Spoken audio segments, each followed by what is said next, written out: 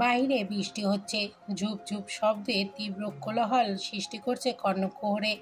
বাতাসে এক আলাদাই মিষ্টি মিষ্টি ঘ্রাণ। ঠান্ডা মৌসুমে সামান্য উষ্ণতার আভাস পেতেই আরও চেপে শুলো হৈমন্তী। প্রশস্ত বুকে লেপ্টে থেকে বুকে মুখ গুজল। পরপরই ভারী আওয়াজে ফোনের অসহনীয় রিংটনটি কানে বাজল তার। না চাইতেও ঘুম ভেঙে গেল। পিটপিট নয়নে চোখ মেলল সে। নিজেকে আবিষ্কার করলো অন্ধকারে ভরপুর বদ্ধ কাঁথার নিচে। মাথা অবধি কাঁথা টেনে দেওয়া তার। মুখ থেকে কাঁথা সরালো হৈমন্তী। বালিশের নিচ হাতড়ে ফোন বের করলো। তখনও বিরক্তিকর অ্যালার্ম বেজেই চলেছে। স্ক্রিনে গুটি গুটি অক্ষরে এর শিরোনাম লেখা। ঘুম থেকে ওঠার পর তুষার, বউকে জাগাতে হবে, খাওয়াতে হবে, কত কাজ তোর। এখন কি তুই আর যুব সমাজের অবিবাহিত ছাত্র আছিস? 4 বাক্যের এটুকু লেখা পড়েই আনমনে হাসল হৈমন্তী। তুষারের ঘুমন্ত মুখ পানে তাকালো।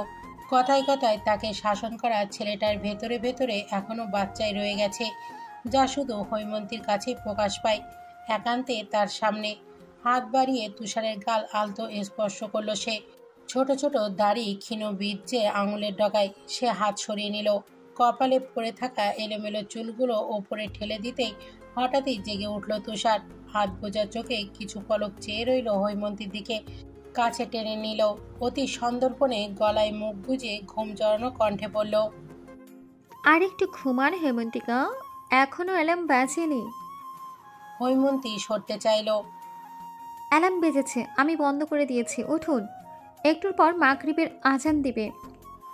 তুষার ছাড়ল না। জড়িয়ে ধরা শক্তি আরো দৃঢ় করে বলল, আর একটু ঘুমান, ঘুম শেষ হয়নি আমার। কেন? আপনারা অনেক কাজ, বউকে জাগাতে হবে, খাওয়াতে হবে। আপনি কি আর যুব সমাজের অবিবাহিত ছাত্র আছেন? তাড়াতাড়ি উঠুন, কাজ রেখে ঘুমাচ্ছেন কেন? তুষার নেত্র মেলল। ক্ষীণ চাহনি নিয়ে তাকালো। কপালে ভাঁজ গাঢ় হতেই সশব্দে হেসে দিল হৈমন্তী। খিলখিল শব্দ কানে প্রবল ঝংকার তুলল যেন। তুষার পলক ফেলছে না, নিমেষহীন দেখছে। চোখ গভীর, অশান্ত দৃষ্টি নজরে আসতেই হাসি থামিয়ে দিল সে। ক্ষীণ লজ্জায় জড়সড় হলো। তুষার যেন প্রশ্রয় পেল এতে। নিমগ্ন চেয়ে ভয়ঙ্কর গলায় প্রশ্ন ছুড়ল, আমি যদি আপনাকে একটু ছুঁয়ে দেই, আপনি কি রাগ করবেন হৈমন্তিকা? হৈমন্তীর গল রক্তিম আভায় ফুটে উঠল। চোখ তুলে তাকানোর সাহস হলো না। থুতনির গলার সঙ্গে একদম লাগিয়ে নতজানু হয়ে রইল সে। তুষার দুর্বোধ্য হাসল। এগিয়ে এলো। কপাল থেকে চুল সরিয়ে গভীরভাবে অদর ছোঁয়ালো। কোমল স্বরে বলল, আমি ফ্রেশ হয়ে আসছি হৈমন্তিকা, আপনি শাড়ি ঠিক করে নিন। হৈমন্তী এবারও কিছু বলে না। আগের ন্যায়ই চুপচাপ শুয়ে থাকে। ওয়াশরুমের দরজা লাগানোর শব্দ কানে যেতেই তুষারের শেষাক্ত কথা মনে পড়ে যায় তার। তড়িৎ গতিতে নিজের দিকে তাকাতেই চোখ বড় বড় হয়ে যায় হৈমন্তীর। পরনের শাড়ি ঠিক নেই। বিছানার ওপর আশপাশটা পুরো ছড়িয়ে ছিটিয়ে আছে শাড়ির আঁচল। অস্বস্তিতে মুখ চুপসে গেল হৈমন্তীর। মনে মনে বিড়বিড়িয়ে উঠল, বাজে ছেলে। আলতাফ সাহেব প্রচণ্ড ক্ষোধে ফুঁসছেন। চোখ রাঙিয়ে তাকিয়ে আছেন তুষারের দিকে। চোয়াল শক্ত ওনার। উঁচু গলায় চিৎকার করে উঠলেন, তোমার সাহস কি করে হয় আমার কথার বিরুদ্ধে গিয়ে ওই মেয়েকে বিয়ে করার? আবার নাকি এ বাড়িতে নিয়ে এসেছো? কোথায় ওই মেয়ে? ডাকো ওকে। নির্লজ্জের সীমা অতিক্রম করে ফেলেছে ওই পরিবার। এত বেজাত পরিবার আমি দুটো দেখিনি। হেনা কাতর চোখে স্বামীর দিকে তাকালেন। দৃষ্টি ঘুরিয়ে এদিক ওদিক তাকাতে লাগলেন। আবার নরম সুরে অনুরোধ করলেন, আসতে বলো, মেয়েটা শুনতে পাবে। আলতাফ সাহেব হুঙ্কার ছাড়লেন, শোনো, ওই মেয়ের জানা উচিত ওরা কতটা নির্লজ্জ, বেহায়, লোভী। তুষারের মুখশ্রী কেমন ভয়ঙ্কর লাল দেখালো। চোখ মুখ অনর শক্ত আবরণ। কঠিন গলায় সে বলল, মুখ সামলে বাবা, আমার স্ত্রী হয় উনি। আলতাফ সাহেব তেতে উঠলেন, মানে না, আমি বিয়ে করেছে, এখন তালাক দেবে। ওই মেয়েকে নিজের বৌমা কখনো মানব না আমি। তুষার গলার আওয়াজ বাড়ালো। সেও প্রবল তেজের সঙ্গে উত্তর দিল, মানতে হবে না, আমিও চাই না উনি তোমার বৌমা হোক। হৈমন্তিকাকে নিয়ে আমি এখনই চলে যাব এখান থেকে। ছেলে চলে যাওয়ার কথা শুনে অল্প ভরকালেন আলতাফ সাহেব। যত যাই হোক, নিজের ছেলে চলে যাওয়ায় কখনোই সহ্য করবেন না তিনি। ওনার রাগ মিশ্রিত মুখশ্রী ক্ষীণ স্বাভাবিক হলো, তবে তখনও গম্ভীরতা, কঠোরতা সুস্পর্শ। থমথমে গলায় তিনি বললেন, তোমাকে চলে যাওয়ার কথা একবারও বলেছি আমি? তোমার কথা দিয়ে তো তাই বোঝাচ্ছে। যেখানে হৈমন্তিকার কষ্ট হয় সেখানে অবশ্যই আমি থাকবো না। মাঝখান দিয়ে হেনা থামাতে চাইলেন তুষারকে।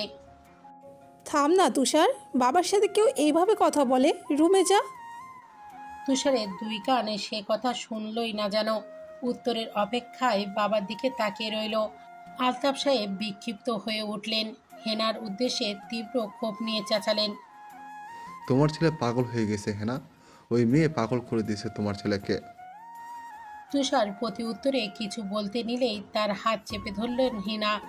অনুনয়ে সুরে কথা বাড়াতে মানা করলেন। দরজা খোলা শব্দ পেতে সেই দিকে দৌড়ে এগোলো হৈমন্তী।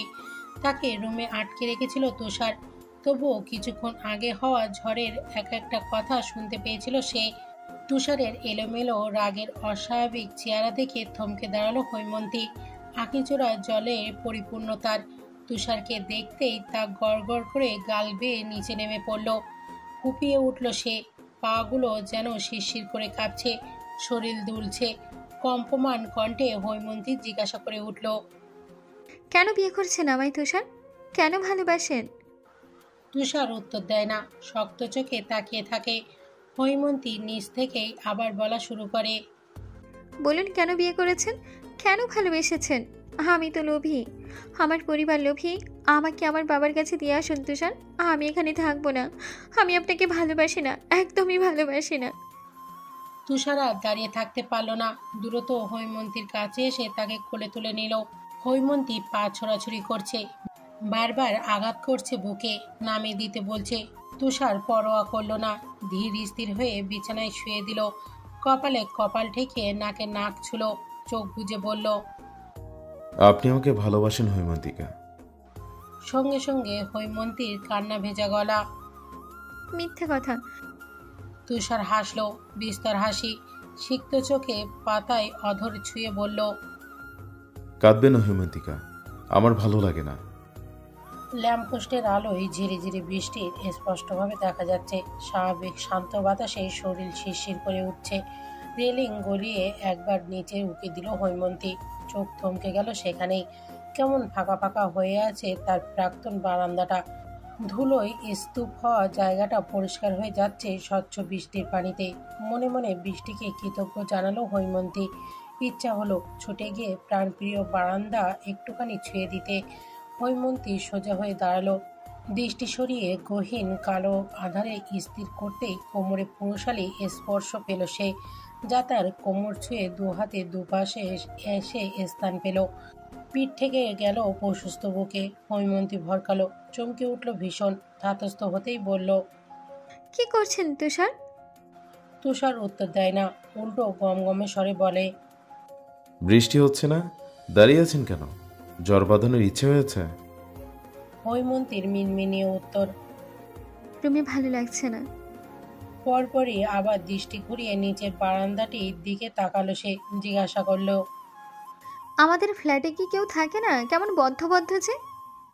থাকে, শুধু আপনার বারান্দা রুমে থাকার অনুমতি নেই। হৈমন্তী যেন ভীষণ অবাক হলো, বলল, কেন? কারণ আমি চাই না এখানে কেউ থাকুক। এই বারান্দা আমার হৃদয় খননের একমাত্র সাক্ষী, সূচনা আর ভালোবাসা। তুষার ক্ষীণ গভীর হলো, গলায় মুখ এগিয়ে স্পর্শের গাঢ়তা বাড়ালো। নাকে ঠেকলো শ্যাম্পুর মিষ্টি ঘ্রাণ। শুধু কি শ্যাম্পুরই ঘ্রাণ, হৈমন্তীর নিজস্বতাই মিশে আছে এতে। হৈমন্তী থেমে থেমে কেঁপে উঠল, আর চোখে তাকালো তুষারের মুখ পানে। কম্পমান গলায় বলতে চাইল, আমার ঠান্ডা লাগছে তুষার, রুমে চলুন। তুষার শুনল না। আরো কিছু সময় নিবিড়ে নিভৃতে কাটিয়ে দিল তারা। হৈমন্তীও বিরক্তি করতে পারেনি, তার কি সাধ্য আছে মানা করার। খটখট শব্দে কে যেন করাঘাত করলো দরজার পিঠে। হৈমন্তী ছিটকে সরে গেল প্রায়। তুষারের দিকে চোখ তুলে তাকাতেই দেখলো সে বুড়ো কুচকে দৃঢ় চাহনি নিয়ে তাকিয়ে আছে। হৈমন্তী আবার নতজানু হলো, মৃদুস্বরে তাগাদা দিল। দরজায় কেউ আছে, খুলুন। তুষার শুনল, দরজার দিকে এগোতে এগোতে বলল, শাড়ি ভিজে গেছে, চেঞ্জ করে নিন, ঠান্ডা লাগবে। পেছন থেকে হৈমন্তী উঁচু গলায় বলল, আমার কাছে আর শাড়ি নেই তো, সবগুলো ধুয়ে দিয়েছিলাম, শুকোয়নি এখনো। সে কথার আর উত্তর পাওয়া গেল না। ধীর স্থির হয়ে দরজার কাছে গিয়ে নব ঘোরালো তুষার। হেনাকে সামনে দাঁড়িয়ে থাকতে দেখে কুঞ্চন ভ্রু স্বাভাবিক করলো। হেনা খুবই শান্ত স্বরে জিজ্ঞাসা করলো, ভাত খাবি না? নিচে আয়, ভাত বাড়ছি। তুষার মায়ের মতো করেই বলল, নিচে খাবো না, রহিমা আন্টিকে বলো রুমে খাবার আনতে। হেনা জোর করলেন, রাগ মনে পুষে রাখিস না বাপ, হৈমন্তীকে নিয়ে নিচে আয়। আমরা এখানেই খাবো মা। হেনা হতাশা ভরা দীর্ঘশ্বাস ফেলেন ছোট্ট করে। আচ্ছা। বলেই চলে যেতে নিলেই পিছু ডাকলো তুষার। হেনা পেছনে ফিরে তাকালেন। তুষার নরম গলায় প্রশ্ন করলো, তুমি ভাত খেয়েছো মা? প্রশ্নটাই কি যেন ছিল, মন ভরে উঠল ওনার। ঠোঁটে অল্প হাসি ফুটিয়ে তিনি জবাব দিলেন, খাবো একটু পর। তোমার কয়েকটা শাড়ি পাঠিয়ে দিও মা, হৈমন্তিকার পরার কাপড় আনা হয়নি। অমনি হেনা যেন ব্যস্ত হয়ে বললেন। তুষারকে ক্ষীণ ধমক দিয়ে বললেন, এ কি, আগে বলবি না? আমি আছি, দাঁড়া। হেনা যেতেই দরজা লাগিয়ে দিল তুষার। হৈমন্তীকে আগের মতোই ভেজা কাপড়ে দাঁড়িয়ে থাকতে দেখে বলল, ঠান্ডা লাগছে হৈমন্তিকা? আপাতত আমার একটা টি শার্ট পরে নিন, আমি এসি বন্ধ করে দিচ্ছি। দুপুর গড়াতেই রুমে বসে থাকতে আর ভালো লাগলো না হৈমন্তীর। কতক্ষণ আর শুয়ে বসে কাটানো যায়। তুষার মানা করা সত্ত্বেও তা অবজ্ঞা করে নিচে নেমে এলো সে। রান্নাঘরে তাকে দেখে অনেকটাই অবাক হলেন হেনা। বিস্মিত স্বরে বললেন, হৈমন্তী, তুমি এখানে যে, কিছু দরকার ছিল? হৈমন্তী নিচু গলায় বলল, এমনি আপনার কাছে আসতে ইচ্ছে হলো। কি বানাচ্ছেন আন্টি? হেনা হাসলেন। চুলায় মাছগুলো উল্টে দিতে দিতে বললেন, বোকামি, আন্টি বলছো কাকে? মা ডাকবে। কথার পিঠে হৈমন্তও হাসলো। কিছু বলার আগেই আলতাফ সাহেবের হাঁক শোনা গেল হঠাৎ। হেনা দ্রুত হাত চালিয়ে অন্য চুলা থেকে চায়ের কেটলি নামালেন। 1 চামচ চিনি দিয়ে ধোয়া ওঠা চা ঢাললেন কাপে। তারপর হৈমন্তীর দিকে এগিয়ে অনুরোধে সুরে বললেন, ওনাকে একটু চাটা দিয়ে আসতে পারবে হৈমন্তী? আমার হাতে কাজ তো, নয়তো আমিই যেতাম। হৈমন্তী করুণ চোখে তাকালো। তাকে যেতে হবে চা দিতে? হেনা তার সংশয় দেখে একটু হাসলেন, আবারও বললেন, ভয় নেই, বকবে না, আমি কাল রাতে বুঝিয়েছি ওনাকে। হৈমন্তী যেন একটু সাহস পেল। চায়ের কাপ নিয়ে চলে গেল ড্রয়িং রুমে। আলতাফ সাহেব টিভি দেখছিলেন। তখনও হৈমন্তীকে খেয়াল করেননি তিনি। হৈমন্তী আমতা আমতা স্বরে বলল, আপনার চা আঙ্কেল। টিভি দেখার মাঝে ভুরু কোঁচকালেন তিনি। পাশ ফিরে হৈমন্তীকে দেখে তা যেন আরও গাঢ় হলো। গম্ভীর্যের গাম্ভীরতা বাড়ল সেই সঙ্গে। তবে অবাক বিষয়, সত্যিই তাকে কিছু বললেন না আলতাফ সাহেব। গমগমে মুখশ্রী নিয়ে একবার তাকালেন মাত্র, পরপরই বিরক্তি ভঙ্গিতে চলে গেলেন সেখান থেকে। তুষারের দেখা মিলল এর কিছুক্ষণ পরই। শার্টের হাতা গোটাতে গোটাতে নিচু গলায় হৈমন্তীকে ডাকলো সে। রান্নাঘর থেকে গুটি গুটি পায়ে হৈমন্তী কাছাকাছি আসতেই বলল, আমি একটু বাইরে যাচ্ছি হৈমন্তিকা, আপনি আর কতক্ষণ এখানে থাকবেন? মায়ের রান্না শেষ হয়েছে? হৈমন্তী মাথা দুলিয়ে বলল, হ্যাঁ, কোথায় যাচ্ছেন? টিউশন আছে, আপনি রুমে চলে যান, আমি না আসা অবধি বের হবেন না, ঠিক আছে? হৈমন্তী এবারও মাথা দুলালো। বিস্তর হাসল তুষার। হৈমন্তীকে কাছে টেনে কপালে অতর ছোঁয়ালো। কোমল স্বরে বলল, নিজের খেয়াল রাখবেন, আমি তাড়াতাড়ি আসার চেষ্টা করব। বলে সে আর দাঁড়ালো না। ব্যস্ত পায়ে বেরিয়ে গেল ড্রয়িং রুম হতে। কোলাহলপূর্ণ এলাকায় বৃষ্টির কারণে বড্ড নিস্তব্ধ। দৌড়ে যে যার গন্তব্যে দ্রুত পৌঁছানোর প্রাণপণ চেষ্টা করছে। কেউ কেউ ছাতা হাতে ধীর পায়ে হাঁটছে রাস্তায়, উপভোগ করছে বৃষ্টিমুখর পরিবেশ। বারান্দার দরজা আটকে দিয়েছে হৈমন্তী। পানির ছিটায় ফ্লোর ভিজে যাচ্ছে। সে দাঁড়িয়ে আছে আধখোলা জানালার একপাশে। পরনে হলুদ রঙের জামদানি শাড়ি। শাড়িটা হেনা দিয়েছে, ভীষণ সুন্দর দেখতে। চিন্তায় মগ্ন হৈমন্তী তুষারের আগমন টের পেল না। তুষার নিঃশব্দে দরজা বন্ধ করে দিল। মৃদু স্বরে ডাকল, হৈমন্তিকা। হৈমন্তী ক্ষীণ চমকে পেছনে তাকালো। কাক ভেজা তুষারকে দেখতেই আঁতকে উঠে বলল, আল্লাহ, পুরো ভিজে গেলেন তো, ছাতা নিয়ে যাননি সাথে? তুষার হাতের ব্যাগগুলো ফ্লোরে রেখে বলল, না, ভুলে গিয়েছিলাম। বলে হাতের ঘড়িটা খুলে রাখলো ড্রেসিং টেবিলে। শার্টের বোতাম খুলতে নিলেই ধমক দিয়ে উঠল হৈমন্তী। এখানে খুলছেন কোন আক্কেলে? ওয়াশরুমে যান। তুষার হাসলো। এক কদম হৈমন্তীর দিকে এগিয়ে প্রথম 3টে বোতাম খুলতেই উঁচু গলায় চিৎকার করে উঠল হৈমন্তী। তুষারের হাসির শব্দ বাড়ল। হাসির দমকে নেত্রকোণে গুটিয়ে কয়েক ভাঁজ পড়ল। নাক লাল হলো ভীষণ। হৈমন্তী মুখ ফুলিয়ে গম্ভীর স্বরে আবার বলল, ফাজলামি না করে ওয়াশরুমে যান। তুষার পাত্তা দিল না, ঠোঁট বাঁকিয়ে হাসলো, বলল, আপনাকে রাগালে মারাত্মক লাগে হৈমন্তিকা। আসুন, কাছে আসুন, একটু ছুঁয়ে দিই। সঙ্গে সঙ্গে চোখ খিচে বন্ধ করে ফেলল হৈমন্তী। ক্ষীণ লজ্জায় মিয়ে গেল। নিচু গলায় বলল, আপনি যাবেন? হাসতে হাসতে তুষারের জবাব, যাচ্ছি। ব্যাগে আপনার জন্য শাড়ি এনেছিলাম, ভিজে গেছে সম্ভবত, একটু দেখুন তো। সবুজ রঙের শাড়িটি অনেকাংশ ভিজে গেছে। কাগজের প্যাকেটটা আধছেঁড়া হয়ে পড়ে আছে ফ্লোরে। চেয়ার টেনে সেখানে শাড়িটি মেলে দিল হৈমন্তী। অগোছালো বিছানা টান টান করে বিছালো। তুষার ওয়াশরুম হতে বেরিয়ে এলো তখন। তোয়ালি দিয়ে মুখ মুছতে মুছতে বলল, শাড়ি ভিজে গেছে? হৈমন্তী একবার তুষারের মুখ পানে তাকালো, জবাব দিল। একটু। পরপরই আলমারির দিকে এগোলো সে। দুপাশের লম্বাটে দরজা টান দিয়ে খুলল। হাত এগিয়ে রং বেরঙের শাড়িগুলো কয়েক সেকেন্ডে ছুঁয়ে দেখলো খুব যতনে। এরপর আনমনেই বলল, এই 2-1 দিনে কতগুলো শাড়ি হয়েছে আমার। আপনি দিয়েছিলেন 6টা, মা দিয়েছেন 3টা, এখন আবার একটা আনলেন। মোট 10টা শাড়ির মালিক আমি। হৈমন্তী চোখ মুখ উজ্জ্বল হয়ে উঠল। ঠোঁটে ফুটে উঠল মুচকি হাসি। টের পেল তুষার কাছাকাছি চলে এসেছে। তার ঘাড়ে উষ্ণ নিঃশ্বাসের অস্তিত্ব পাচ্ছে সে। হঠাৎ কোমর আঁকড়ে কাঁধে থুতনি ঠাকালো তুষার। শাড়ির ভাঁজ গলিয়ে খুব গভীরে যেতেই বারবারের ন্যায় কেঁপে কেঁপে উঠল হৈমন্তী। তুষার চমৎকার হাসলো, প্রশ্ন করল, শাড়িগুলো না ধুয়ে দিয়েছিলেন? শুকিয়ে গেছে? হৈমন্তী সঙ্গে সঙ্গে জবাব দিতে পারল না। আড়ষ্টতায় ক্ষীণ মিয়ে গেল। মৃদু আওয়াজে বলল, সকালের কোড়া রোদেই শুকিয়ে গিয়েছিল, এখন সরুন। তুষার নাকচ করে বলল, ভালো লাগছে আমার, সরতে পারবো না। বলে একটু থামলো সে। তারপর আবার প্রশ্ন করল, আমি তো এখন আপনার আপন মানুষ হৈমন্তিকা, ভীষণ আপন মানুষ। তবুও আপনি আমাকে আপনি বলে ডাকেন কেন? হৈমন্তী তখন উল্টো প্রশ্ন করে। আপনি কেন আমাকে আপনি বলে ডাকেন? তুষার সময় না নিয়ে উত্তর দেয়, কারণ আপনাকে আপনি বলে ডাকাতে আমার ভালো লাগে। আপনি ডাকায় আমি ভালোবাসা খুঁজে পাই হৈমন্তিকা। আপনাকে নিজের মাঝে ভীষণভাবে অনুভব করতে পারি। আমিও এই জন্য আপনাকে আপনি বলে ডাকি। ডাকটা আমারও ভীষণ প্রিয়।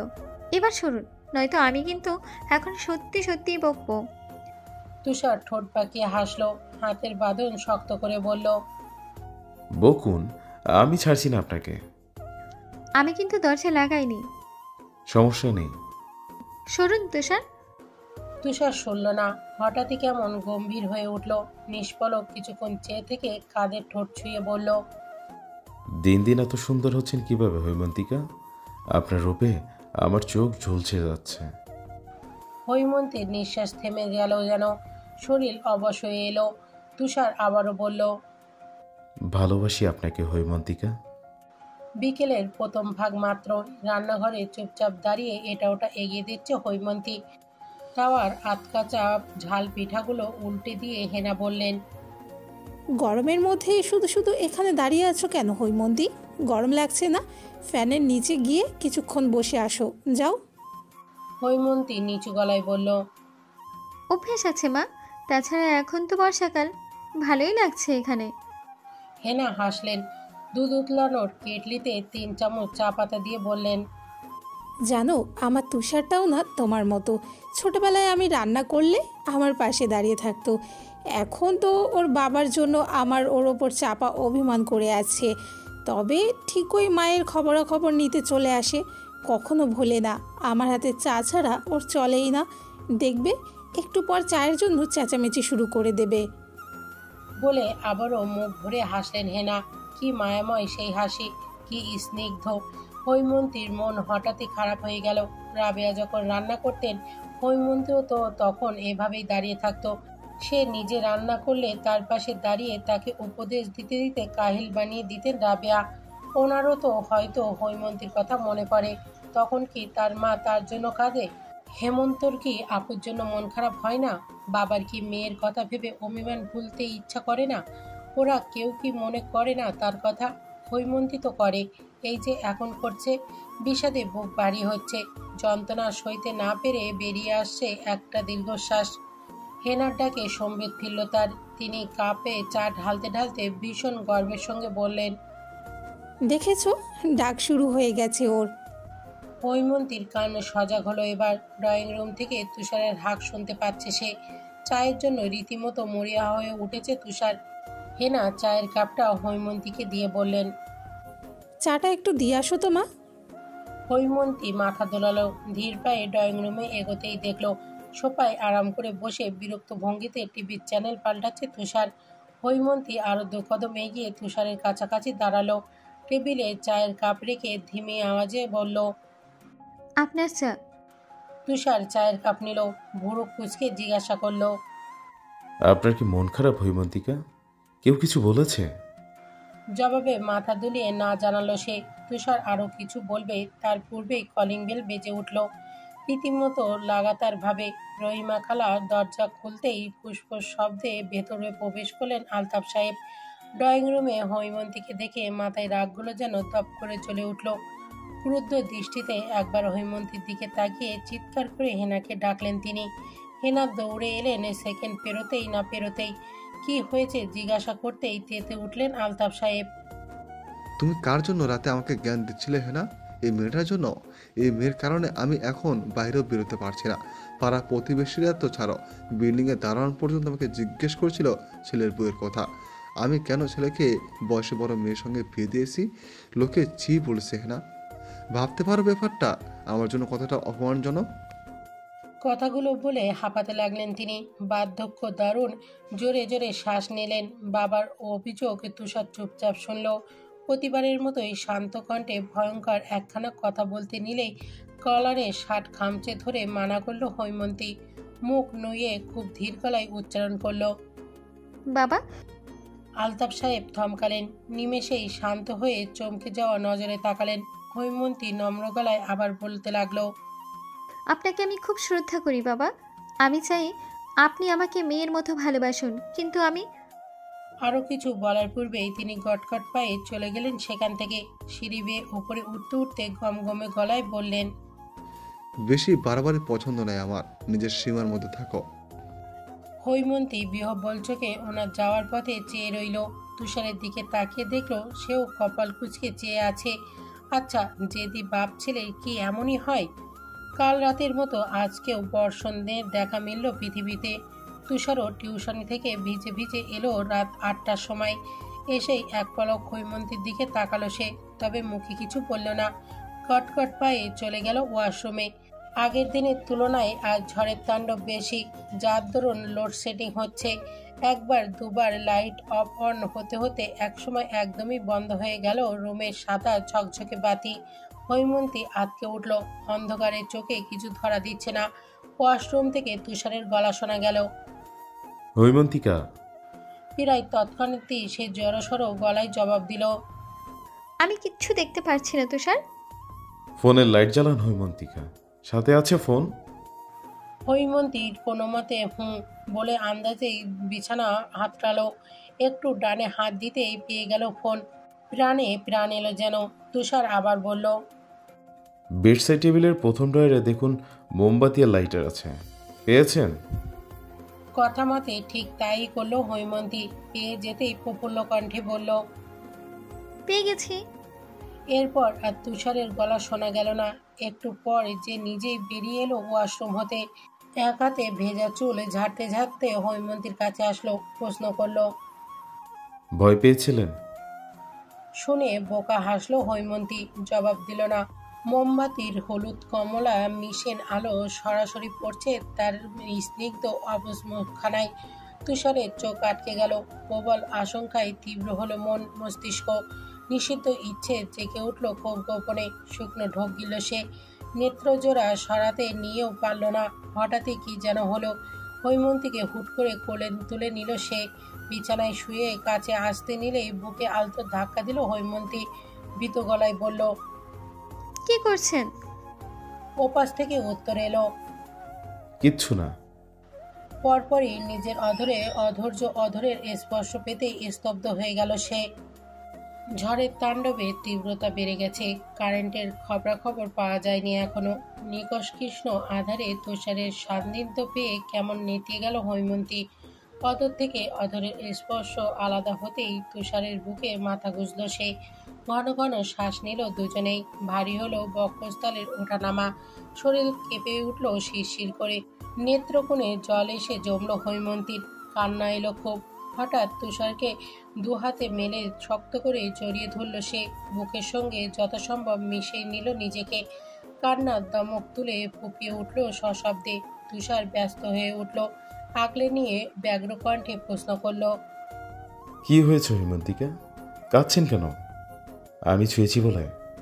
আর ছোব না, কান্না থামান। কান্না থামাচ্ছেন না কেন? হৈমন্তী বুকে লেপ্টে থাকা অবস্থায় এদিক ওদিক মাথা নাড়ল, অর্থাৎ সে কান্না থামাবে না। তুষার আবার বলল, বলেছি তো আমি আপনাকে আর ছোব না, তবু কাঁদছেন কেন? হৈমন্তী আবারও মাথা নাড়ায়, জবাব দেয় না। তুষার একটু ঝুঁকে হৈমন্তীর মুখশ্রী দেখবার চেষ্টা করে। মুখের ডান পাশটা অল্প দেখা যাচ্ছে। চোখ, মুখ, নাক, কান লাল হয়ে কি একটা অবস্থা। আগলে রাখা ধরুন আর একটু দৃঢ় করে তুষার বলল, পরিবারের কথা মনে পড়ছে হৈমন্তিকা? তুষারের পিঠে টি শার্ট খামচে ধরল হৈমন্তী। সম্মতিসূচক মাথা নাড়িয়ে ভীষণ ক্ষীণ স্বরে বলল, আমার খুব মনে পড়ছে বাবার কথা, মায়ের কথা, ভাইটার কথা। আমাকে ওদের কাছে নিয়ে চলুন তুষার, প্লিজ নিয়ে চলুন। বলতে বলতে আরো ফুপিয়ে উঠল সে। তুষার নিশ্চুপ রইল কিছুক্ষণ। কপাল থেকে ছোট্ট চুলগুলো কানে গজে সযত্নে মাথায় হাত বুলিয়ে দিতে লাগলো। মোলায়েম স্বরে শোধালো, খুব শীঘ্রই আপনাকে নিয়ে যাব হৈমন্তিকা, ততক্ষণ একটু অপেক্ষা করুন। সকালে ফোন দিয়ে মায়ের সঙ্গে একবার কথা বলে নেবেন, ঠিক আছে? হৈমন্তী নাক টেনে উত্তর দিল। আচ্ছা। বেশ সময় নিয়ে হৈমন্তীর ফোপানোর শব্দ থামলো। ক্ষীণ শান্ত হলো সে। অশ্রু স্বচ্ছ জলে তুষারের বুকের বা পাশটা ভিজে একাকার। তুষার ঠোঁট এলিয়ে হৈমন্তীর কপালে ঠেকালো। হঠাৎই দরজায় করাঘাত করে উঠল কেউ। রহিমা খালা এসেছেন। দরজার ওপাশ থেকে তার উঁচু কণ্ঠ ভেসে আসছে, ভাইজান ম্যাডামে খাইতে ডাকছে, আইবেন না? তুষার প্রথমে উত্তর দিল না। হৈমন্তীর গালে হাত রেখে বলল, উঠুন হৈমন্তিকা, খাবেন না? উঠুন। হৈমন্তী আরো জেগে শুনল যেন। খাবো না, ঘুমাবো। শরীর খারাপ করবে তো। আসুন, একটু করে খাবেন। হৈমন্তী চোখ মুখ কুঁচকে বলল, না। তুষার তপ্ত নিঃশ্বাস ফেলে। রহিমা খালা আবারও ডাকতেই জবাব দিল, খাবো না আজকে রহিমা খালা, মা জিজ্ঞেস করলে বলবেন ঘুমিয়ে পড়েছি। রহিমা খালা আচ্ছা বলে চলে গেলেন গটগট পায়ে। চুলায় পানি ওতরাচ্ছে। হৈমন্তী আনমনে হয়ে চপার বটে সবজি কাটছিল। মনটা বড্ড বিষাদে জর্জরিত হয়ে আছে। সকালে রাবিয়ার সঙ্গে কথা বলেছিল সে। মায়ের কান্না জর্জরিত গলায় আকুলতা শুনে কি ভীষণ কষ্ট হচ্ছিল তার। হেমন্তর সঙ্গে কথা বলতে পারেনি হৈমন্তী। ওই স্কুলে চলে গেছে ততক্ষণে। বোনের জন্য বাকি প্রতিদিনেই মন খারাপ করে বারান্দায় দাঁড়িয়ে থাকে। বাবাও নাকি মাঝরাতে আড়ালে আবডালে কাঁদেন। শুনে হৈমন্তীর ভেতরটা হু হু করে ওঠে। রাবিয়া যখন জিজ্ঞাসা করেছিলেন, কেমন আছিস হৈমন্তী? সুখে আছিস তো মা? হৈমন্তী কান্না দমিয়ে রাখতে পারেনি কোনোভাবেই। সশব্দে কেঁদে দিয়েছিল তুষারের শার্ট মুঠো করে ধরে। হেনার ডাকে চমকে উঠে তাকালো হৈমন্তী। অসাবধানতা ধারালো ছুরিটি গভীরভাবে গেঁথে গেল বৃদ্ধা আঙুলের ঠিক নিচটায়। ব্যথায় মৃদু চিৎকার হয়ে উঠল সে। হেনা ভরকে গেলেন। এগিয়ে এসে কলের নিচে চেপে ধরলেন হাত। ধমকে সুরে বললেন, আমি মানা করেছিলাম না? আমার মানাটা একটু শুনলে কি হতো মেয়ে? একদম ভালো হয়েছে, আমি খুশি হয়েছি। পর মুহূর্তে উঁচু গলায় রহিমা খালাকে ডাকলেন তিনি। রহিমা, প্রাথমিক চিকিৎসার বক্সটা নিয়ে আয়, সাথে তুষারকেও ডাকিস। আজকে ওর বউয়ের একটা বিচার করেই ছাড়বো।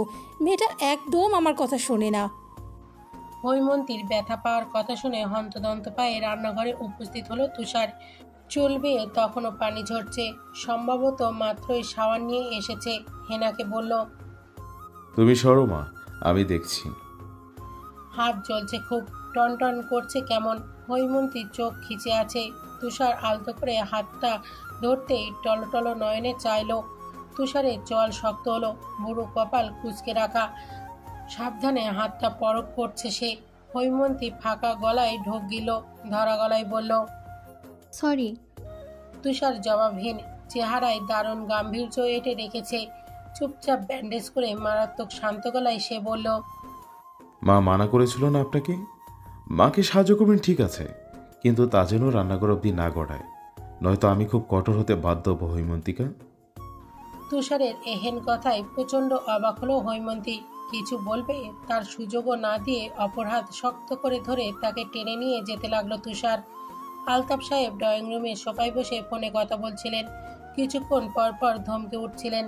আইপিএসে কি যেন ঝামেলা হয়েছে, কাল সন্ধেবেলা ঠিক করার কথা বলেছিলেন তিনি। দুপুর হয়ে গেল, অথচ এখনও কাজ হাতেই দেয়নি তারা। এই নিয়েই আলতাফ সাহেব প্রচণ্ড বেজার। তুষার বাবার দিকে একবার তাকালো। সিঁড়ির এক ধাপ ওপরে উঠতেই ডেকে উঠলেন আলতাফ সাহেব। জিজ্ঞাসা করলেন, এই মেয়ের কি হয়েছে? রান্নাঘরে এত চেঁচামেচি হচ্ছিল কেন? তুষার সহজভাবেই উত্তর দিল, হাত কেটে গেছে। খুব বেশি কেটেছে? ডাক্তার দেখাচ্ছিল না কেন এখনো? কথাটা যেন এক অস্বাভাবিক বাক্য। নিজের কানকে বিশ্বাস করতে পারল না তুষার। বুড়ো উঁচু করে তীক্ষ্ণ নয়নে তাকালো। ছেলের এমন দৃষ্টিতে হক চকালেন তিনি। কোনো মতে কানে ফোন রেখে অন্যদিকে চলে গেলেন। আজ আকাশে বৃষ্টি নেই, চাঁদের আলোয় মুখরিত সব। পাখির কিচিরমিচির শব্দ শোনা যাচ্ছে সুদূর হতে। হৈমন্তী রেলিংয়ে থাকা হাতটা একবার তাকালো। সাদা ব্যান্ডেজ করা, ক্ষত স্থানটা জ্বলছে একটু। হৈমন্তী দীর্ঘশ্বাস ফেলে। কারোর পায়ের আওয়াজ পেয়ে পেছনে ফিরে তাকায়। তুষারকে দেখে ম্লান হাসে। জিজ্ঞাসা করে, আপনি কি এখনো রেগে আছেন তুষার? সে এগিয়ে আস্তে আস্তে উত্তর দেয়, আপনার সঙ্গে রাগ করতে আমার ভালো লাগে না, তাই রেগেও থাকি না। বলে হৈমন্তীকে পেছন থেকে জড়িয়ে ধরল সে। মাথায় থুতনি ঠাকালো। প্রশ্ন করল, আমি আপনাকে কখন ভালোবেসেছিলাম তা কি জানেন হৈমন্তিকা? হৈমন্তী মাথা নাড়ালো। না। তুষার হাসলো, সেই দুর্বোধ্য বিস্তর হাসি। আমার একটা প্রেমিকা ছিল ক্লাস 5-এ, ওর নাম রুবিনা ছিল। আমি সারাক্ষণ রুবিনা রুবিনা বলে ডাকতাম ওকে। বাবা পছন্দ ছিল না সেটা, মিডিল ক্লাস ছিল যে। আমার খাবার থেকে শুরু করে কাপড়, গেমস, টিভির চ্যানেল সব বাবার কথা মতো হতো। এমনকি নিজের বন্ধু নির্বাচন করার অধিকারও আমার ছিল না, এই রনক ছাড়া। ও বড়লোক দেখে বাবা কিছু বলতো না। মধ্যবিত্ত, নিম্নবিত্ত কারোর সাথে মেশা একদম নিষিদ্ধ ছিল প্রায়। বাবার মতে এদের আচরণ ভালো হয় না, ব্যবহার ভালো হয় না, এরা লোভী হয়। আমি যদি এমন হয়ে যাই, এই মেয়েটা মিডল ক্লাস ছিল বিদায় বাবা ওকে কড়াভাবে বলে দেন আমার সঙ্গে না মিশতে। রবিনাও মেশা বন্ধ করে দেয়। ঠিক তখন থেকে বাবার প্রতি দূরত্বটা তৈরি হয়েছিল আমার। নিজের জীবনের প্রতি উদাসীন ছিলাম, সারাক্ষণ চুপচাপ বসে থাকতাম। রনকের সঙ্গে মেলামেশা হতো না এত। তারপর একদিন হুট করে আপনি চলে এলেন, আমার সাথে আগ বাড়িয়ে কথা বলতেন। আমি অভ্যস্ত ছিলাম না এতে, তাই চুপ করে আপনার কথা শুনতাম। আপনাকে হৈমন্তী বলে কেন ডাকতাম না সেটার কারণ সত্যি বলতে আমি জানি না, তবে প্রথম থেকে আপনার প্রতি মুগ্ধ ছিলাম আমি। হয়তো সেজন্যই নিজস্ব একটা ডাক দিয়েছিলাম আপনাকে, আমার ব্যক্তিগত ডাক। আমি আপনাকে হুট করে ভালোবেসে ফেলেছিলাম হৈমন্তী, অজান্তেই। থেমে গেল সে। হৈমন্তী অপেক্ষা করতে লাগলো তুষারের পরের কথা শোনার জন্য, কিন্তু আশানুরূপ তুষার কিছুই বলল না আর। কোমর স্পর্শ করে গলায় মুখ গুজে দিল হঠাৎ। অদর ছোঁয়ালো, নিঃশ্বাসের গতি বাড়ল। অতঃপর মৃদু কণ্ঠে ডাকলো, হৈমন্তিকা। হৈমন্তী কিছু বলে না। একটু থেমে তুষার আবার ডাকে, হৈমন্তিকা, আমি আমি আপনাকে একটু গভীরভাবে ছুঁই। ব্যাকুল আবেদনে সিক্ত হয়ে উঠল হৈমন্তী। কণ্ঠস্বর কাঁপছে খুব। উত্তর কিভাবে দেবে? উত্তর না পেয়ে তুষার তপ্ত নিঃশ্বাস ফেলে। সরে যেতে নিলেই তাকে বাধা দিল হৈমন্তী। হাত আঁকড়ে ধরল নখের ধারালো আঘাতে। তুষারের মুখে হাসি ফুটল। হুট করেই হৈমন্তীকে কোলে তুলে নিল সে। কপালে কপাল ঠেকিয়ে রুমে এগোলো। অপেক্ষার অবসান বুঝি শেষ হলো। পূর্ণতার আবেশে আকাশ বাতাস বিশ্ব মুখরিত হলো স্নিগ্ধতায়। রুমের বাতি জ্বালানো নেই। বারান্দায় আর জানালা গলিয়ে আলো উপচে পড়ছে রুমের আনাচে কানাচে। এসির পাওয়ার বাড়ানো। চারপাশের শীতলতায় তীব্র কাঁপুনি অনুভব করছে হৈমন্তী। তুষার চুপচাপ স্বাভাবিকভাবে সোফার উপর বসে আছে। মাথা হেলিয়ে হালকা নিচু হয়ে আছে। মুখশ্রী গম্ভীর, থমথমে। সে বারণ করার পরও হৈমন্তী কেন রান্নাঘরে গিয়েছে তা নিয়ে মনে মনে ভীষণ রেগে আছে তুষার। রান্নাঘর থেকে জোরপূর্বক টেনে এনে বিছানায় বসিয়ে রেখেছে তাকে। তারপর থেকেই এখনো পর্যন্ত কিঞ্চিত পরিমাণও কথাও বলেনি তার সাথে। হৈমন্তী বলতে চাইলেও না। ঠান্ডা সহ্য করতে না পেরে ব্ল্যাঙ্কেট আরো ভালো করে গায়ে জড়িয়ে নিল হৈমন্তী। বলল, তুষার মানো, আমার ঠান্ডা লাগছে, দয়া করে এসির পাওয়ার কমিয়ে দিন। তুষার শুনল। কিছু না বলে পাশ থেকে রিমোট নিয়ে তাপমাত্রা কমিয়ে দিল। অতঃপর আবারও আগের রূপে ফিরে এলো অতি সন্দর্পণে। হৈমন্তী ছোট্ট নিঃশ্বাস ফেলল। এতে অধৈর্য কণ্ঠে বলল, আপনি কি এখনো অবুঝ তুষার? বাড়ির বউ রান্নাঘরে যাবে না, এটা কি কখনো হয়? শুধু শুধু জেদ করছেন কেন? তুষার উত্তর দিল না। কানে যেন পৌঁছলই না কথাগুলো। তবে চোয়াল শক্ত হলো ক্ষীণ, কাঠিন্যতা স্পষ্ট হলো চেহারার। হৈমন্তী বোঝানোর চেষ্টা করে বলল, এভাবে রাগ করে থাকবে না তুষার, একটু বোঝার চেষ্টা করুন। মা একা একা সব করতে পারেন না। আমি যদি ওনাকে একটু সাহায্য করতে চাই, সেখানে আপত্তি কোথায়? আপত্তি নেই। আমি শুধু আপনাকে রান্না করে যেতে মানা করেছি। অন্যান্য কাজেও তো সাহায্য করা যায়। তাছাড়া রহিমা খালা আছেন কি জন্য? অন্যান্য কাজের জন্যই রহিমা খালা আছেন। আপনার কি রহিমা খালার বানানো খাবার খেয়েছেন কখনো? মাই রান্না করেন সব সময়, একা হাতে সব সামলাতে গিয়ে হাঁপিয়ে ওঠেন। আমি মায়ের কাজ এগিয়ে দিতে চাইছি মাত্র, আর রান্না করতে গিয়ে ওই একটু কাটাছেঁড়া হয়। আমি অভ্যস্ত এতে। তুষার মানল না, একরোকা উত্তর দিল, তবু আমি কিছু জানি না হৈমন্তিকা। মায়ের পাশে দাঁড়িয়ে থেকে রান্না দেখবেন, সমস্যা নেই। টুকটাক সাহায্য করবেন, এতেও সমস্যা নেই। তবে ক্ষত শুকানো না অবধি রান্না করে কোনো কাজে হাত লাগাতে পারবেন না। কথার অমান্য হলে আমি কিন্তু আপনাকে বকবো হৈমন্তিকা। দীর্ঘশ্বাস ফেলল হৈমন্তী। হেরে যায়, মেনে নেয় তুষারের কথা। তুষার নিমেষেই শান্ত হয়ে যায় যেন। উঠে দাঁড়িয়ে এগিয়ে আসে হৈমন্তীর পানে। কাজ ঘেঁষে বসে। মনোযোগ দিয়ে তাকাতেই দেখে হৈমন্তীর ডান গালে কিঞ্চিত ময়লার আবরণ লেগে আছে। হাতে গিয়ে তা ফেলে দিতে দিতে তুষার বলল, আমি জব পেয়েছি হৈমন্তিকা। হৈমন্তী বিমূঢ় হয়ে তাকালো। অবাক কণ্ঠে বলল, জব? কিসের? একটা কোচিং সেন্টারে ইংলিশ টিচার হিসাবে। মানে কেন? আপনার বাবার ব্যবসা তো আছেই। হৈমন্তীর কানে চুল গুজে তুষার বলল, আপাতত বাবার ব্যবসা সামলাতে চাইছি না, প্রস্তুত নই। তাই প্রাথমিকভাবে কিছু একটা শুরু করছি। কিন্তু আপনার ভার্সিটি, পড়ালেখা এসবের ক্ষতি হবে না? তুষার মুচকি হাসল। সামলে নেব। হৈমন্তী সন্তুষ্ট হতে পারল না। মন খারাপ হলো ভীষণ। সে জানে এসব করতে গিয়ে তুষারের কষ্ট হবে, ক্লান্ত হয়ে পড়বে শরীর মন। হৈমন্তীকে মুখ ফোলাতে দেখে তার নাক টেনে ধরল তুষার। বলল, মুখ ফুলিয়েছেন কেন? হাসুন। হৈমন্তীর প্রাণহীন উত্তর, ভালো লাগছে না। ভালো লাগতে হবে। কাল থেকে আপনি আবারও ভার্সিটি যাওয়া শুরু করবেন। আমার জন্য আপনার কেরিয়ার নষ্ট হোক তা আমি অবশ্যই চাইব না। বিষাদের আনন্দটা অত ধরা দিল না হৈমন্তীর। শুধু ভেতরে ভেতরে অল্প খুশি জেগে উঠল। মুখে কিছু বলা হলো না। তুষার দূরত্ব কমালো, স্পর্শের প্রগাঢ়তা বাড়িয়ে কানের কাছে ফিসফিসিয়ে বলল, কষ্ট হলেও আপনাকে ভালোবেসে তা পুষিয়ে নেব হৈমন্তিকা। আপনি আমার প্রশান্তি, হাসি, কান্না সব কিছু। এবার হাসুন তো দেখি। চোখটা বড্ড ব্যথা করছে, একটু জিরিয়ে নিই। সময়টা শরৎকাল। নদীর তীরে তীরে ফুটে আছে কাশফুল।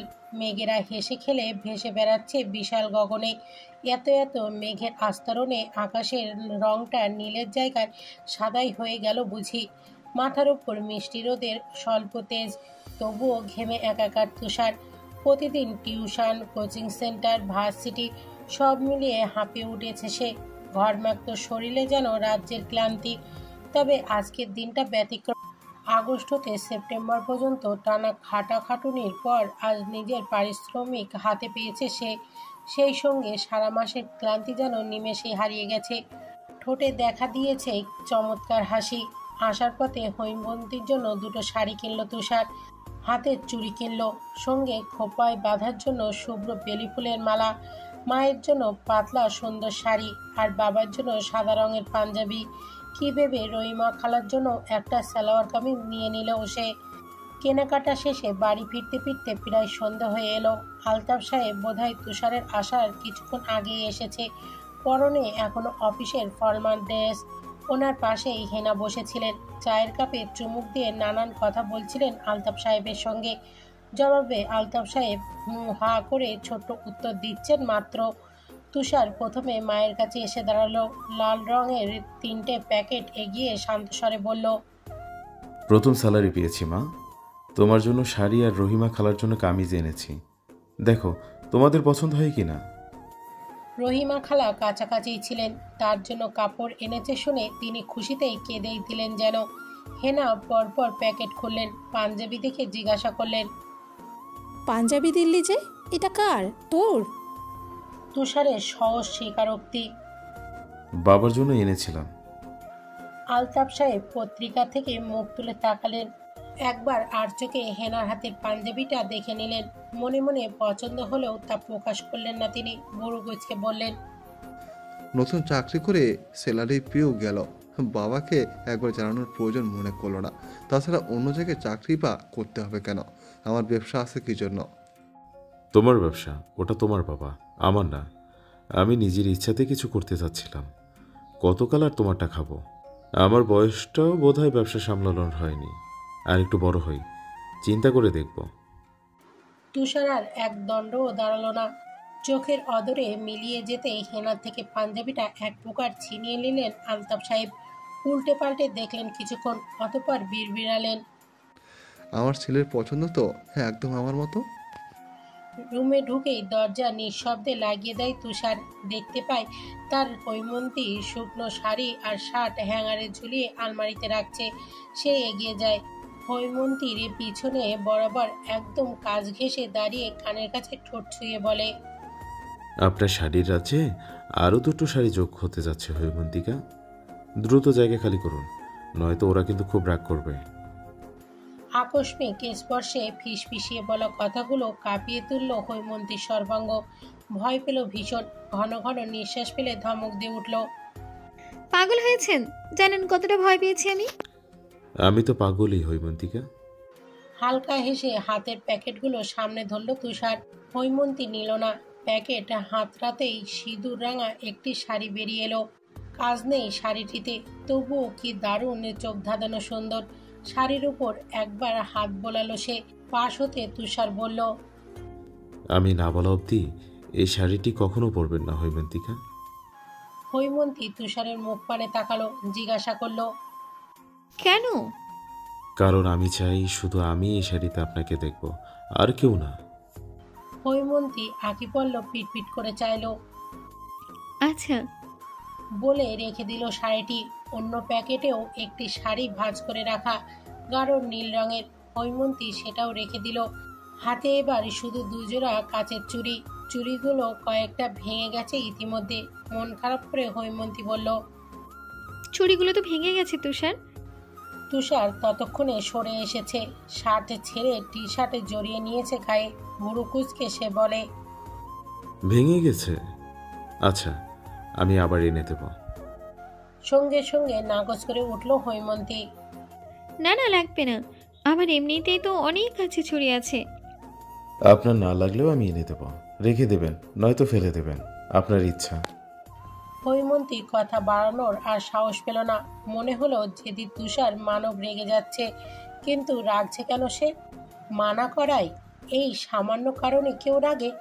প্রশ্নের উত্তর না পেয়েও তুষারের হাঁক আবারও শোনা গেল, আমার তোয়ালেটা আনুন হৈমন্তিকা। চুড়িগুলো আলমারির ভেতরে রেখে নিচের ড্রয়ার খুলল হৈমন্তী। তোয়ালে নিয়ে তুষারের সামনে গিয়ে দাঁড়ালো। তুষার আবার বলল, পেছনে ঘুরুন। কপালে দৃঢ় ভাঁজ ফেলে বিনা বাক্যে পেছনে ঘুরে দাঁড়ালো হৈমন্তী। মৃদু স্বরে শোধালো, কি হয়েছে? তুষার উত্তর দিল না। পকেট থেকে বেলি ফুলের মালা বের করলো। হৈমন্তীর আধখোলা খোপায় সযত্নে বেঁধে দিতে লাগলো। তারপর আবারও হাত টেনে সামনে দাঁড় করালো তাকে। এক মনে নিষ্পলকভাবে নির্নিমেষ চেয়ে রইল কিছুক্ষণ। কিছু প্রহর ক্ষীণ আওয়াজে আওড়ালো, মাশাল্লাহ, আমার মায়ের পর আমার দেখা শ্রেষ্ঠ সুন্দরী আপনি। হৈমন্তী লজ্জায় অস্থিরতায় নতজানু হলো তৎক্ষণাৎ। গালচোরা আজও রাঙা হয়ে উঠল। ভাবলো সাজহীন চেহারায় তাকে কি সুন্দর লাগছে, নাকি শুধু তুষারের দৃষ্টিতেই সে অপরূপ সুন্দরী। মুখের কাছে গাঢ় নিঃশ্বাস টের পেতেই সম্বিত ফিরল তার। তুষারকে নিজের অতি নিকটে আবিষ্কার করলো। সঙ্গে সঙ্গে বুকে আলতো ধাক্কা দিয়ে সরিয়ে দিল সে। তুষার নাক ফুলিয়ে ছোট ছোট চোখ করে তাকালো। অভিযোগ করে বলল, ধাক্কা দিচ্ছেন কেন? হৈমন্তীর কড়া কণ্ঠস্বর। ফ্রেশ না হয়ে কি ফাজলামি শুরু করেছেন তুষার? আর টি শার্টটা পরেছেন কেন? আপনি না গোসল করবেন? ধোয়ার টি শার্টটা একদম নষ্ট করে দিলেন। প্রকৃতিপ্রেমী হৈমন্তী ভোরবেলা বারান্দায় দাঁড়িয়ে থাকতে আর ভালো লাগে না। রোজ যখন তার কোলে মাথা রেখে তুষার কোরআন তেলাওয়াত করে, গম্ভীর পুরুষালীর গলায় সেই তেলাওয়াত শুনতেই সে সবচেয়ে বেশি স্বাচ্ছন্দ্য বোধ করে। আলতো স্পর্শে চুলের ভাঁজে ভাঁজে হাত বুলিয়ে দেয়। এলোমেলো চুলগুলো আরও এলোমেলো করে দেয়। শীতল স্রোত বয়ে যায় মনের গহীন কোণে। প্রতিটি নিঃশ্বাস হয় প্রশান্তিময়। হঠাৎ হৈমন্তীর পেটের ভেতর কেমন মোচড় দিয়ে উঠল। গা গুলিয়ে আসলো। তেতো একটা ঝাঁজ গলায় এসে খুব বাজেভাবে ঠেকলো। উপচে আসতে চাইলো যেন। কোনো মতে হৈমন্তী বলল, একটু উঠে বসুন তুষার, আমার কেমন যেন লাগছে। তুষার সঙ্গে সঙ্গে উঠে বসলো। আয়াত শেষ করে কোরআন সাবধানে রেখে দিল বেডসাইড টেবিলে। কিছু বলবে তার পূর্বেই মুখে হাত চেপে দৌড়ে ওয়াশরুমে চলে গেল হৈমন্তী। তুষারের কপালের বডি রেখাগুলো স্পর্শ হয়ে এলো। সেও হৈমন্তীর পিছু নিল। ওয়াশরুমের নব ঘোরাতে গিয়ে দেখলো ভেতর থেকে লক। দরজায় করাঘাত করলো তুষার। নরম সুরে একরাশ উদ্বিগ্নতা নিয়ে ডাকলো, হৈমন্তিকা, কি হয়েছে?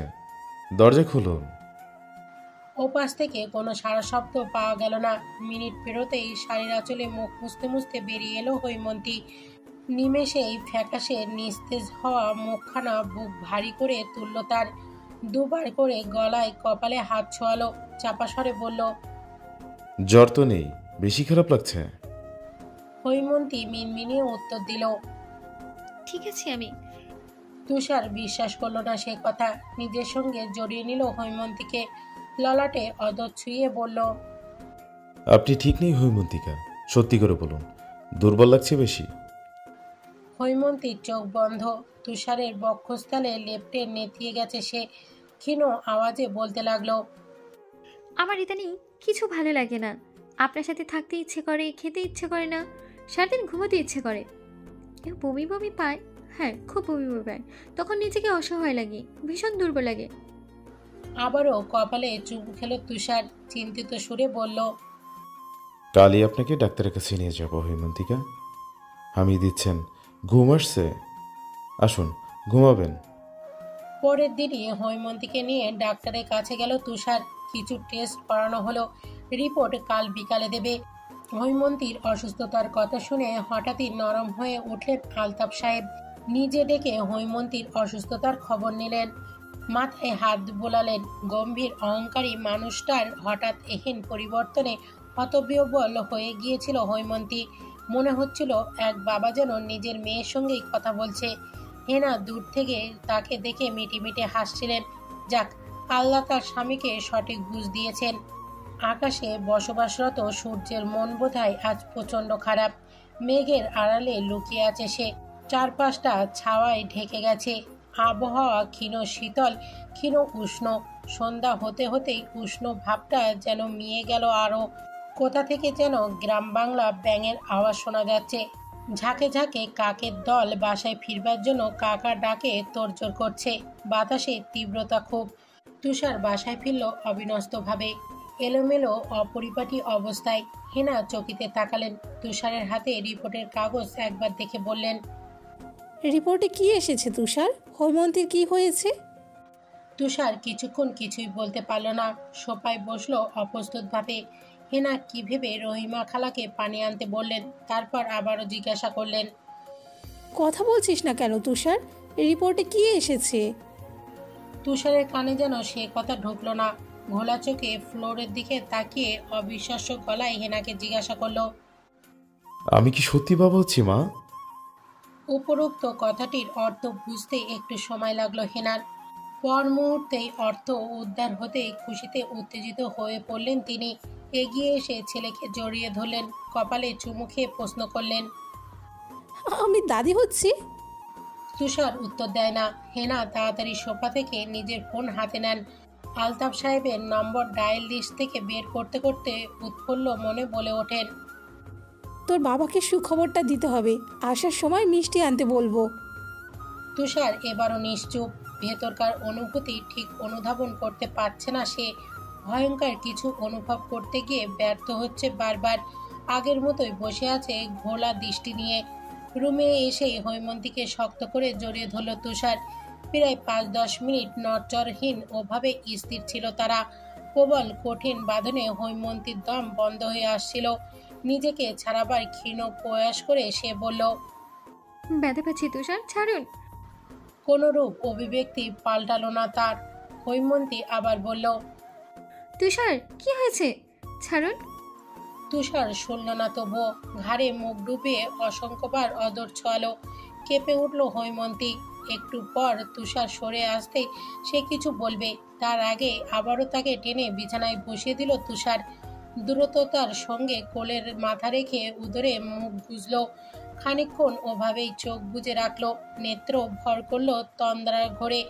ঘুমিয়ে পড়তে পড়তে তুষার অস্পষ্ট কণ্ঠে বলল, আমি বাবা হচ্ছি হৈমন্তিকা, আপনি মা হচ্ছেন। ঘন ঘন নিঃশ্বাসে বাড়ি খাচ্ছে পেটে। তুষার ঘুমিয়ে গেছে। আস্তে করে কোল থেকে তুষারের ভারী মাথাটা বালিশে রাখলো হৈমন্তী। দেয়াল ঘড়িতে 8টা বাজছে। হৈমন্তী দীর্ঘশ্বাস ফেলল। তার এখনো বিশ্বাস হচ্ছে না, সে কি সত্যিই মা হচ্ছে? তার গর্ভে কি সত্যিই তাদের অংশ বেড়ে উঠছে? আচ্ছা, তুষার কি মজা করছে তার সঙ্গে?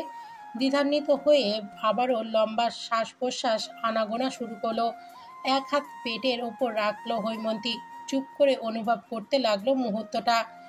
ফোনে রিংটনেই চমকে উঠল সে। তুষারের ফোনে রিংটং এটা, কিন্তু ওর ফোনটা কোথায়? এদিক ওদিক তল্লাশি জারি করে তুষারের প্যান্টের পকেট থেকে উদ্ধার হলো ফোনটা। স্ক্রিনে বড় হাতের ইংরাজি অক্ষরে শ্বশুর বাবা লেখা।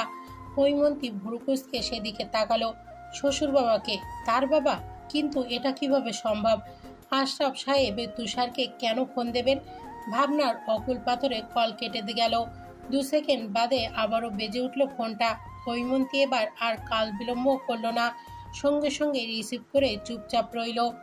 ওপাশ থেকে আশরাফ সাহেব থমথমে গলায় প্রথমেই বললেন, হ্যালো তুষার, আমার মেয়ের রিপোর্ট কি নিয়ে এসেছো তুমি? কি এসেছে? গুরুতর কিছু হয়েছে ওর? হ্যালো। বাবার কণ্ঠ শুনে হৈমন্তী বিহ্বল বিমূঢ়, গলা কাঁপছে, চোখে জলেরা এসে ভিড় জমাচ্ছে জোরসোর ভাবে। কান্না আটকাতে চাইল হৈমন্তী। বলল, বাবা, আমি হৈমন্তী। ওপাশ থেকে চুপ হয়ে গেলেন আশরাফ সাহেব। কিছুক্ষণ পর সিক্ত কণ্ঠে বললেন, আশরাফ সাহেব দেখবেন না তা জেনেও ওপাশ থেকে জোরে সোরে মাথা দোলালো হৈমন্তী। সশব্দে কেঁদে উঠল। বারবার বলতে লাগলো, বাবা, আমি তোমার কাছে যাব, আমাকে নিয়ে যাও। কান্নার শব্দে জেগে উঠল তুষার। ডান হাতে চোখ কষলে হৈমন্তীর দিকে তাকালো। হৈমন্তীকে কাঁদতে দেখে তড়িৎ গতিতে উঠে বসল সে। কোমল স্বরে প্রশ্ন করল, কাঁদছেন কেন হৈমন্তিকা? পেটে ব্যথা হচ্ছে? খুব খারাপ লাগছে? প্রতি উত্তরে বাবা বাবা বলে অস্পষ্ট ডাক আওড়াতে লাগলো হৈমন্তী। তুষার তার থেকে ফোন কেড়ে নিল। স্ক্রিনে একবার তাকিয়ে শান্ত গলায় বলল, আমি আপনাকে পরে ফোন করছি আব্বু, ও কাঁদছে তো। কল কেটে ফোন সাইলেন্টে রাখলো তুষার। হৈমন্তী তখনও কাঁদছে। এগিয়ে গিয়ে তাকে বুকে চেপে ধরল সে। মোলায়েম স্বরে বলল, শ্শ্, কান্না থামান হৈমন্তিকা। আপনার কষ্ট দেখে আমার বাবু আর বাবুর আব্বাও কিন্তু কষ্ট পাচ্ছে। হৈমন্তীর ফোপানো শব্দ অল্প কমালো, বুকের সঙ্গে মিশে গিয়ে ক্ষীণ আওয়াজে অভিমান নিয়ে বলল, আপনি খুব পাষাণ তুষার মানব, খুব নিষ্ঠুর। বাবার সঙ্গে আপনার কথা হয়, আমাকে জানাননি কেন? এমনি এমনি জানাবো নাকি? পুরো একটা মাস খাটতে হয়েছে আমাকে, তারপর যে আপনার হিটলার বাবা মেনেছে, তাই সারপ্রাইজ দিতে চেয়েছিলাম। হৈমন্তী বুকে আলতো চট দিয়ে বলল। আমার বাবা মোটেও হিটলার না। জবাবে হাসতে লাগলো তুষার। পরক্ষণে কি ভেবে হৈমন্তীকে নিজ বুক থেকে সরিয়ে সোজা করে বসালো। আলমারির দিকে এগিয়ে গেল ব্যস্ত পায়ে। হৈমন্তী দুহাতে চোখের পানি মুছে জিজ্ঞাসা দৃষ্টিতে তাকিয়ে তাকিয়ে দেখছে তুষারের কাণ্ড। তুষার আসলে চাইছেটা কি? সেদিনে সিঁদুররাঙা শাড়িটি নিয়ে সামনে এসে দাঁড়ালো তুষার, ব্যস্ত অথচ স্বাভাবিক স্বরেই বলল, শাড়িটা পরে নিন হৈমন্তিকা, উঠুন। হৈমন্তী অবাক হলো। এখনো শাড়ি? কেন? তুষার তখন স্নিগ্ধ চোখে তাকালো। আপনাকে লাল শাড়ি পরিয়ে মুগ্ধ হয়ে তাকিয়ে থাকার কথা দিয়েছিলাম হৈমন্তিকা। মাঝরাতে হাতে হাত রেখে রাস্তায় হাঁটার কথা দিয়েছিলাম, অধরে অধর ছোঁয়ানোর কথা দিয়েছিলাম। তবে বিয়ের রাতে তা সম্পন্ন হয়নি হৈমন্তিকা। আজকে এই মুহূর্তে আমি আমার কথা রাখতে চাইছি। উঠুন, শাড়িটা পরে আসুন। নির্জন নিস্তব্ধ রাত, কোথাও কেউ নেই। কাক পক্ষীরাও অদৃশ্য। মাঝে মাঝে বাতাসের ঝোপঝাড় নড়ে উঠছে, পাতা ঝরে পড়ছে ডাল হতে। এক ধরনের শিরশির আওয়াজে কানে এসে বাজছে। হৈমন্তীর ভয় লাগছে বড্ড। তুষারের হাত খামচে ধরছে প্রবল শক্তিতে। তুষার তাকালো, নরম গলায় প্রশ্ন করলো, ভয় লাগছে হৈমন্তিকা? হৈমন্তী মাথা নাড়ালো, অথচ লাগছে। তবে চলুন ফিরে যাই। আমার ভালোও লাগছে। মিনমিনিয়ে বলা কথাটা শুনে হেসে দিল তুষার। হঠাৎ হাঁটু গেড়ে বসে পড়ল হৈমন্তী পেটের কাছে। হৈমন্তী হকচকালো, ভরকে যাওয়া নয়নে পিটপিট করে দেখতে লাগলো তুষারকে। তুষার শাড়ির আঁচল সরিয়ে উদরে চুমু খেলো, অধরের স্পর্শ স্থির রাখলো দীর্ঘক্ষণ। তারপর পেটের ঠিক মধ্যিখানে কপাল ঠেকে কাপা স্বরে বলল, আমার পৃথিবীকে সুন্দরের চেয়েও সুন্দর বানানোর জন্য আপনাকে ধন্যবাদ হৈমন্তিকা। সমাপ্ত।